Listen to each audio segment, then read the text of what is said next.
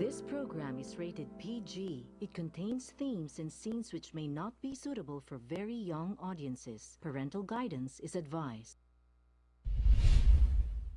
Be advised that the views and opinions of the hosts and guests do not reflect those of the station.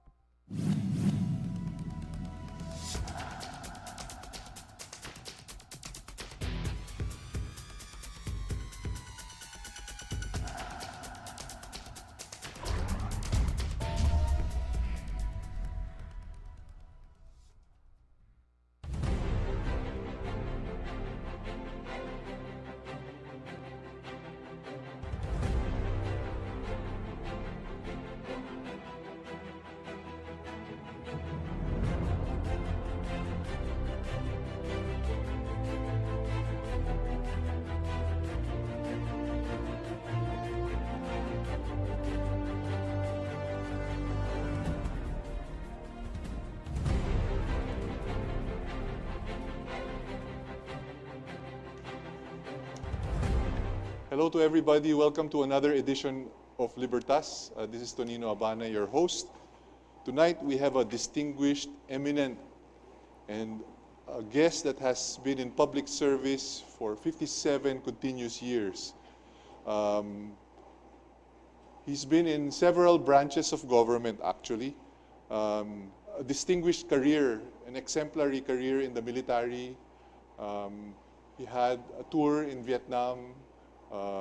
He retired as a 3-star general or the deputy chief of staff. After that, he proceeded to become a congressman, finishing 3 terms in the legislature, representing the district of Batangas. And then he held 3 cabinet positions, or 3 different cabinet positions in the Arroyo government, or the Arroyo administration. I'd like everyone to welcome, and we're very, very fortunate to have former Secretary General Eduardo Ermita. Hello, sir. Hello, Tonino. Good evening. I'm so fortunate, or we're so fortunate to have him tonight. Our topic for tonight has to do with preparing for war, or being prepared for war, and still working for peace. And it's because General Ermita has had a very interesting career. He was in the military, but in the military, he developed his advocacy for peace. Sir, I'm so happy to receive your book and to have read your book, which contains your memoirs. Very, very unique. Napaka-unique po nung kanyang experiences po in his 57 years of public service. And I'd like to highlight some of the things that I've read here and then ask you and relate it to the present. Okay. So one of the things, sir, that I read in your book is your experience in Vietnam. You served in PhilCag. Yes. With then Captain Ramos, who became President Ramos. Sir, during your stint at PhilCag, you mentioned in the book, in your reflections, na you saw the need for civil relations. Doon po nagsimula yung pag-iisip ninyo na it cannot be all war. Sir, can you share that with us, sir? Yung experience yun na yun, ba't ninyo naisip yun? Well, Tonino, to start with, when the Philippine government was asked to send a contingent to Vietnam during the war there that started in 1964, the Philippine Congress approved the sending of the contingent, but composed of civic action engineering battalions. Of course, we had 1 battalion of security or infantry personnel to secure the engineers when they're doing their job. The mission of the Philippine Civic Action Group to Vietnam, we call this PhilCag 1, was to clear about more than 100 acres of forest in a place like Tai Ninh province, about 12 kilometers from the border of Cambodia, from Saigon, northwest of Saigon, and put up refugee center for those displaced by the fighting between the Viet Cong and the North Vietnamese Army against the Allied forces led by the armed forces of the United States. And so they thought that it was important to take care of the needs of the displaced persons. So sir, you were in the midst of this war in Vietnam, which we all know was a very vicious war. Pero ang nakita ninyo doon, yung civic action na ginawa ninyo, yun na nakita nyo na nakatulong. And yun na nagbigay ng kaisipan ninyo na dapat mag-focus sa civic action and not primarily on war? Is that? Well, let's put it this way. Yung aming group kasi hindi combat unit, but as I said, we But were you were prepared armed. for combat Yes. because we were not sure how the Viet Cong or the Vietnamese communists and the North Vietnamese would regard the presence of a Philippine contingent together, working side by side with the But armed they were forces. shelling of you the armed regularly. forces. Merong Well, nabasa ko sa libro camp, nyo. our camp was Binobomba kayo. co-located with the American 196 Brigade. And so whenever they send their mortars and rockets into the camp, we are only separated by a very small airstrip. I don't know, might say luckily, some of the rockets and mortar rounds would fall in our camp. So you can never really be sure when we are under attack or not. So the condition was that us being considered also as enemies in the sense that we were side by side with the American forces. Sir, in your young career as a as a young officer, as a fresh graduate from the PMA, the conflict at that time was with or against the Huk Balahap or yung HMB, the predecessors of the NPA. Sir, ano ba yung kaibahan ng Huk at saka ng NPA? Ano bang ano? Kasi well, a lot of people don't understand that part of our history, sir. You know, Tonino, when we graduated in 1957, the Huk movement was at its height. That's why the graduates from PMA from class 53 onward up to about class 59 were all fielded direct to the field. In our case, class 57 were divided into major services, and the majority of us joined the Philippine Army. Well, the named person that people might know as General De Villa. We were together in Southern Tagalog, and we were the battalion combat teams of the Philippine Army. Now, the opposite forces or the opponent were the Hukbalahaps. It is Hukbong Mapagpalaya ng Bayan, HMB, and for short, it was dubbed as the Hooks, and therefore we were running after them in the Sierra Madres at the height of the Huk campaign. At the time, I heard the stories that then Captain Ramos, as a matter of fact, was also with the BCT and a very active staff officer of one of the task forces in Southern Tagalog. So, bakit po yung Huk, why did they transition to peace? And then yung NPA, why are they still fighting the government? Ano ba ang pagkakaiba ng Well, dalawa? actually, Sir? what happened to Lina was like this. If you recall, the former President Ramon Magsaysay was well known for his effort at reaching out to the other Hooks. side. And he reached out to the leadership of the HMB like Taruk. Supremo Taruk, Commander Eli Basbas, Sumulong, etc. Opo. And when this effort somehow succeeded, President Magsaysay was able to bring the leadership of the HMB into the folds. In 1969, the Communist Party was regrouped and reorganized by Joma Sison. They called it the Reestablished Communist Party of the Philippines, whose military arm was the New People's Army, and of course it has a political arm, the National Democratic Front. And from 1969 up to the present, they've been fighting the government. And Is there any ideological similarities or differences between the Hooks and the NPAs? Or well, you might say that they have the same objective. They would like to be able to topple down the government and transform it into a communist form of government. And as far as ideology is concerned, they have the same objective. But the only difference now is at the time, they were getting support from international communism, from China, Mao Zedong, and also from USSR. But right now, when the established Communist Party of the Philippines came into being, and things have changed, especially with the fall of the Berlin Wall and the changes in the Cold War, the international communist movement had stopped their support for the local communists. So they are actually on their own since then, about 1991. Okay, sir. Let's fast forward, leave the NPA rebellion topic for later. Then we had this Muslim insurgency, the aspirations of our Muslim brothers to have their own homeland.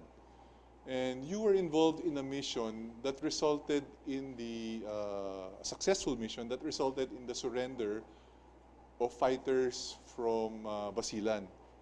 And they were commanded by a certain Jerry Salapudin, or Commander Salapudin. Sumurrender po sa inyo, si Jerry Salapudin. And I read in your book, which was very, very remarkable, that at the age of 32, Mr. Jerry Salapudin surrendered with all his men. You were the one instrumental in bringing him out. And then, after that, he educated himself and had a successful career in public service as a legislator and as a local executive. And I quote from the book, from your book, sir, because this is important. I'd like to relate your transition from being a soldier into a peace advocate. Ang sinabi niyo po, the day you saw Jerry Salapudin raise his hand to take his oath of office as a congressman of his district is the day you will never forget. Because in quotations you said, you beheld the triumph of the cause of peace, an affirmation of your advocacy. Napakaganda nung sinabi niyo, sir. So, can you tell me, sir, can you tell our audience, how was it, how did you convince a hardened Moro fighter like Jerry Salapudin to go back into the arms of the law and to support the government? Well, Tonino, no, as early as 1975, even year, that was the martial law year, from 1972 up to 1981, President Marcos already had started the rebel returnee program. And the first talks happened in Zamboanga City when the commander of Southcom was Rear Admiral Romulo Espaldon. The first talks with active MLL commanders in the field happened in Zamboanga City at the Southwestern Colleges, April of 1975. This was followed in June, and then a Philippine panel was organized by President Marcos, headed by then Ambassador Legislating Pangandaman, the ambassador to Saudi Arabia. And we went on our first trip to Saudi Arabia in an effort to reach out to the MNLF. Now, that was the time when the Philippine government became conscious of the need to touch base with the Organization of Islamic Conference Country. At the time, the Organization of Islamic Conference Country was composed of something like 49 Islamic countries.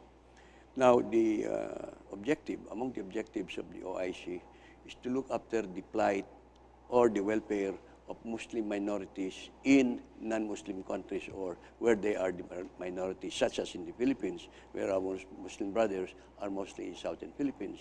Excuse me, sir. We'll be going for a break, but before we go for a break, I'd like to ask you a question. And what did you offer Commander Salapudin when you met him in Basilan, and how was it? I understand that you went there alone, only with your photographer.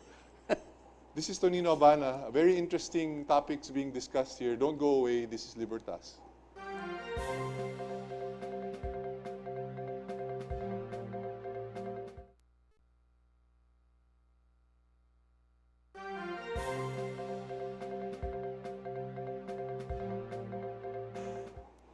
Welcome back to Libertas. This is Tonino Habana with our very, very special guest, former Executive Secretary, Lieutenant General Eduardo Ermita. Before the break, I asked Secretary Ermita to narrate to us how his meeting was with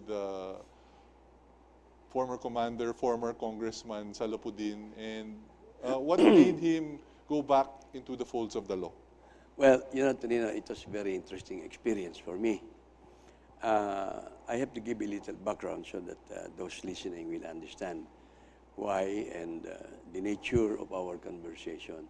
Can you imagine, Tonino, I was a military assistant at the Department of Defense in Camp Aguinaldo. And one morning, about 10 o'clock in the morning, I got word from my secretary that there were 3 Muslims from Basilan outside in the hallway wanting to talk to me and reach out to me. So I was surprised. And so when in order to give an answer to my surprise why there are 3 Muslims outside, so I told them to come in. And so directly they told me that they were emissaries of Commander Jerry Salapudin of Basilan. Now, Commander Jerry Salapudin was very well known among the commanders of the MLF. He was the chairman of the Basilan Revolutionary Committee of the entire forces of the MLF in Basilan. And so that was November of 1984. And so after hearing them out, I told them, okay, by all means, that let's find out what we can see in the future. So I developed that. And through the weeks, through the months, we were able to prepare the ground for Commander Salapudin to meet with me personally in Basilan. They sent again, about a few months later, February of 1985, they sent back the emissary to say Commander Salapudin would like to meet me personally. So I took it as a challenge. So anyway, I planned on my trip with authorization from Secretary Juan Ponce Enrile, who was my boss at Department of National Defense. And so it was that I had the chance to meet with Commander Jerry Salapudin February of 1984 in his jungle lair in Upper Kumalarang River in the municipality of Sumisip. And I had with me only one soldier photographer, the 3 emissaries, and of course, the brigade commander, General Rudy Tolentino, who was my upper class in PMA, arranged for a civilian jeep for me to be, transported to the place where we will disembark to walk up about 45 people, 1 hour the place. And so we were met there by Salapudin. Oh, the place was swarming with all MNLF. I had no soldiers with me except the photographer. I was unarmed. Anyway, so we had a chance to talk with Commander Salapudin. It was quite interesting because after about 30, 40 minutes, I had a chance to whisper to him that I wanted to talk to him by himself. And so he acceded to my request. We were in a makeshift mosque. It's a 2-story house na medyo hindi naman kalakihan. No? So we went to a corner by the window. That's how I explained to him the details of what the rebel returning program of the armed forces or of the government was all about. Knowing his background as academically inclined, I knew that among the things that he wanted to do was to allow his people or the people from Basilan to have access to education. And so I explained to them what the program of the government was all about. And one very interesting thing I told him in our talk was, you look, Commander Jerry, I know your background. You're very idealistic, I said. Now, you're fighting the government in an armed conflict. Do you really think you can win against the armed forces of the Philippines? I know your highest caliber weapons, I mean the MNLF as a group, and the entire armed forces, you're up against the entire armed forces. But then there's a solution to this. You want to improve the lot of your people?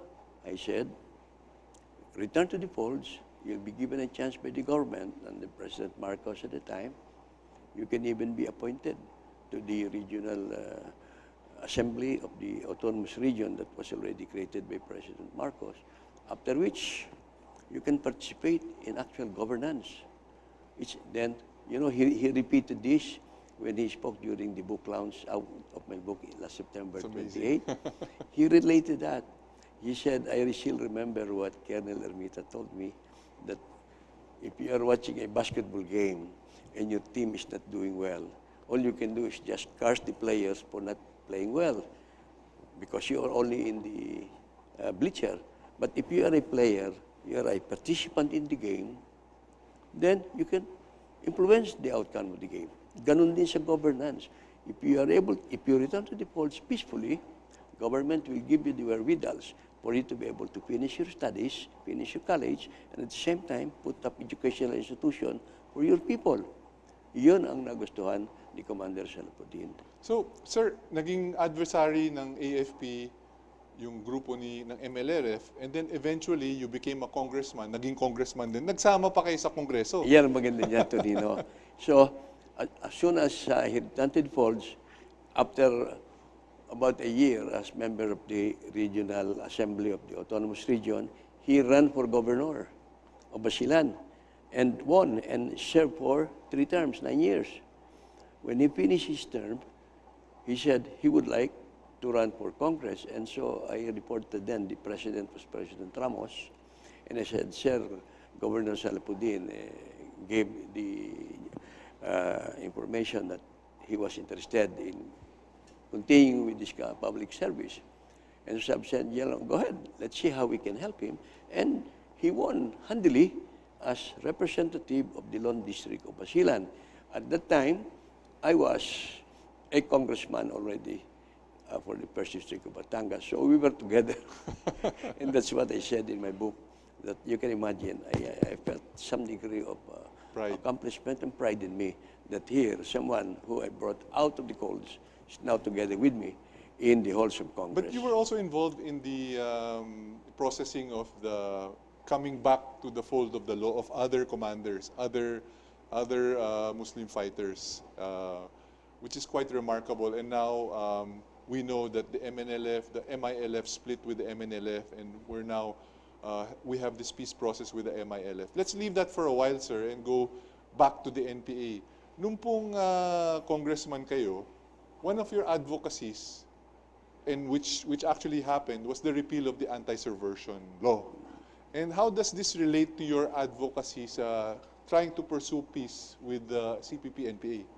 Well, Tonino, that is a very good example on how past presidents, especially from President Ramos, or for that matter, even during time President Cory Aquino, to President Ramos, to President Estrada, President Gloria, and now even President Duterte, had been exerting effort to extend the hand of peace to the other side. And in the case of President Ramos, he wanted to be able to give a good start with the peace process. The first thing he did as president was organize the National Unification Commission, which came up with a recommendation on creating the Office of the President for Peace Process, and also the negotiating panel with the MNLF. And because of that, we had several missions in reaching out to Nur Mishwari, but a very, very important thing during time President Ramos was reaching out to the Organization of Islamic Conference, who had good connect with the Chairman Nur Mishwari of the Moro National Liberation Front, who at the time was staying in Tripoli, Libya, under President Gaddafi. And it was during the time of President Ramos that in October of 1992, he sent us on a special mission to convince Mishwari to come home and agree to negotiate personally with the government panel here in the Philippines, and not through the OIC, even if the negotiation was under the auspices of the OIC, because they created a committee, first committee of 4. Now, during time President Ramos, the OIC created a committee of 6, composed of Saudi Arabia, Libya, Somalia, Senegal, Indonesia, and Bangladesh. And the chairman was Indonesia. So you notice that with this effort of President Ramos, we were able to reach out to the main leadership of mainstream Moro National Liberation Front. Now, when I was in Congress, President Ramos asked Congress through Speaker de Venecia that he wanted a major bill to be passed into law in his 100 days as president in 1992. And he wanted the repeal of Republic Act 1700, the anti-subversion law. By, I don't know, by accident of fate, I happened to be a junior congressman, but given my background in the military, I became the senior vice chairman of the Committee on National Defense and Security, and my chairman was Congressman Aping Yap. When that request of President Ramos reached Speaker de Venecia, Congressman Aping Yap was in the Netherlands reaching out to Joma Sison and Halandoni. So I was forced to, call the meeting of the 43 members of the Committee on National Defense and Security, and we were able to fast track, under the leadership of Speaker de Venecia, the passage of that bill that repealed Republic Act 1700.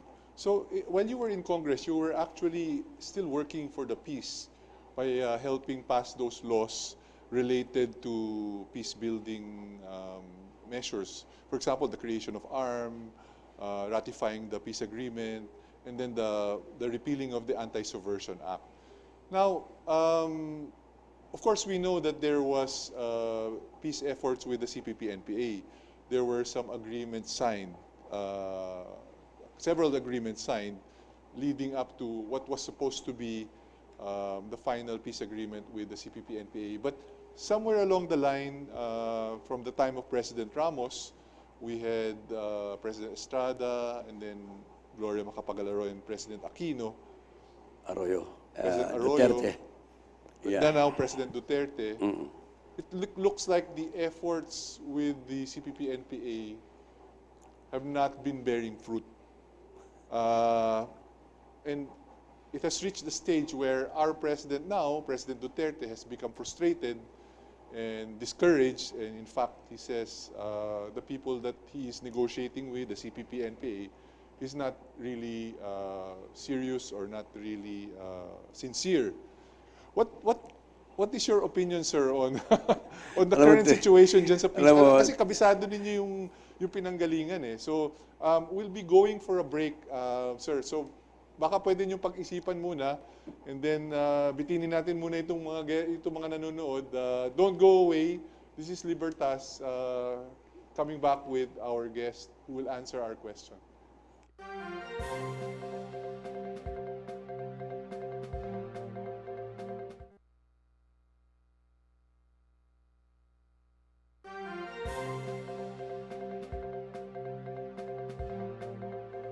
Welcome back to Libertas. This is Tonino Habana with our special guest, General Ermita.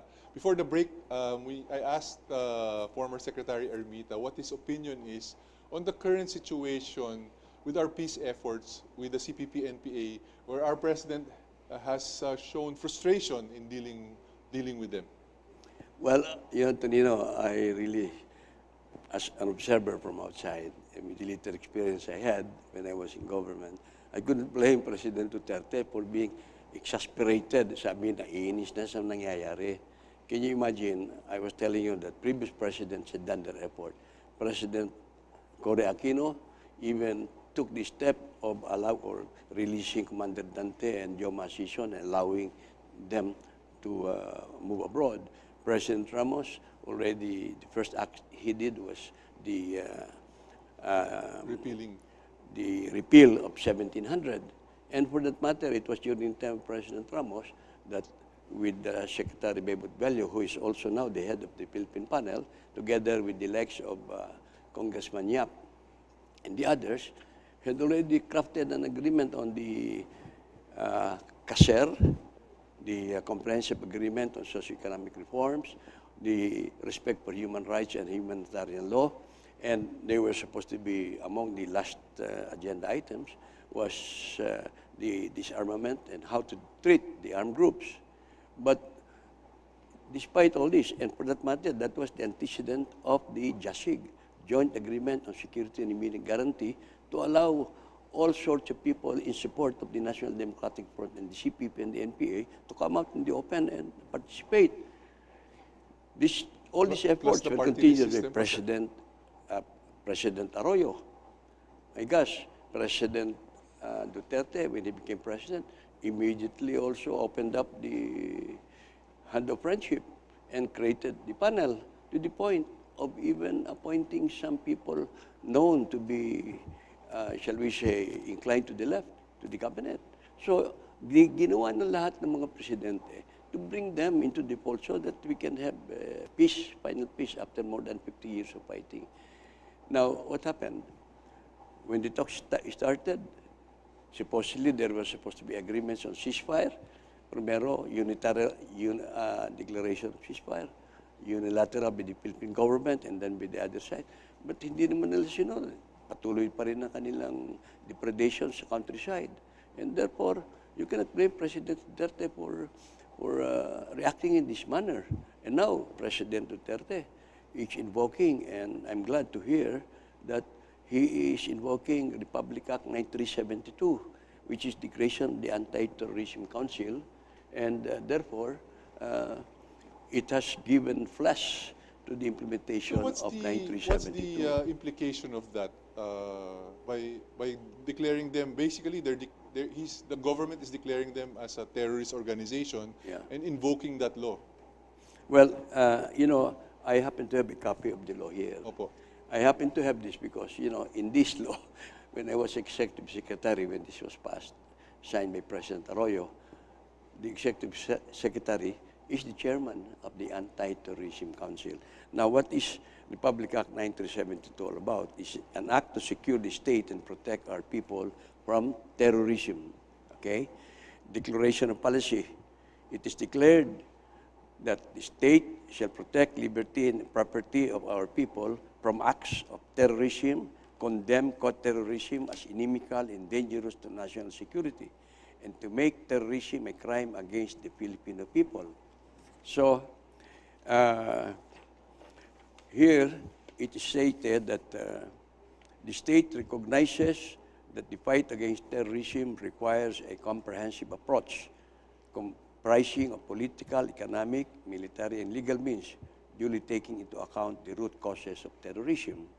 And then, what are the crimes that will fall under terrorism? In Section 3, it says here, any person who commits an act punishable under any of the following provisions of the revised penal code are considered as terrorists.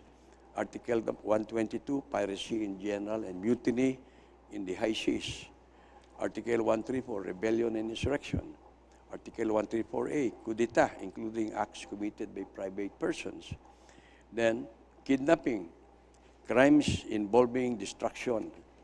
And it says here that terrorism are acts that are thereby, when you commit the acts under these punishable provisions of the revised penal code, where they are showing and creating a condition of widespread and extraordinary fear and panic among the populace in order to coerce the government to give in to an unlawful demand shall be guilty of the crime of terrorism. Sir, you've been in the peace process for so many decades. Do you feel that the government, the Philippine government, has given the CPP-NPA enough chances to talk peace or to pursue peace with the government? Oh my gosh, masyado, too much opportunities. Ang sabi nga nung iba dyan, ang hirap naman sa ating mga kaibigan on the other side, binigyan mo na ganito, gusto kayo nila, ang buong kamay mo they want to be the one to dictate the terms, but iba naman yun, siyempre, the government is the government. Sir, and our president is a very strong leader, that's why he wants to assert himself. Sir, kasi the difference between the MILF peace process and the NPA peace process is very glaring. The MILF signed a ceasefire agreement. So, tigil putukan. Although may mga konting violations here and there. Pero yung NPA refused to go with the ceasefire. And in fact, that's what made our current President Duterte frustrated because of all the killings that are happening. Alam mo, Tonino, it seemingly gives credence to the suspicion of the authorities that the people outside, meaning the leader in the Netherlands, do not seem to have full control of the people on the ground. Kaya kahit meron declaration sila doon, hindi naman sinusunod dito. Samantalang sa Moro Islamic Liberation Front, since the leadership is here in the Philippines, they were able to immediately, during the time President Arroyo, come to terms with the government. I recall, one of the members of the Central Committee of the MILF, Attorney Musi Buwat. Yes, sir. I was the one who signed the ceasefire agreement with the MILF, to be exact, July 19, 2003. And through Attorney Musi Buwat, he was able to have my paper sent to Haji Murad, and he signed it and sent us back to us. And that's the same agreement that's holding the ceasefire until now with the MILF. So the great difference is, the leadership, the MILF is here. Nakakausap natin personal. Pag may mga problema, kaagad, mayroong mga committee on the ground. But ang hirap sa other side, sa ating mga brothers sa CPP-NPA, NDF, nandoon sila na hindi naman nila masyadong makommand itong mga on the ground. Kaya nakakapagduda ngayon, meron pa ba may control talaga sila sa mga ito? Can they speak in their behalf? Or what's the score? Sir, I was listening to the speech of President Duterte yesterday, and one of the things that he said was the poorest parts of the Philippines is actually the agricultural areas. And he's actually blaming the insurgency for the no development or the lack of development in these agricultural areas, because he said in these isolated areas, you have another invisible government collecting taxes. Exactly. So, are you in agreement with that statement, sir? Definitely. Di ba sabi ko, in 1991, with the end of the Cold War, nawala na ang support nila from international communism. So they're existing on their own. Where do you expect them to get the resources to be able to support the movement? Ganyan lang. They call this progressive taxation.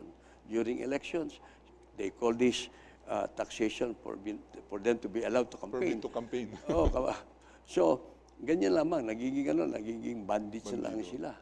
Kaya ngayon, ang hirap mo niyan, yung mga destruction of property, yung mga mayroong local and foreign investors, sinusunog yung mga makinarya nila sa probinsya pag hindi nagbibigay ng appropriate so-called progressive taxation.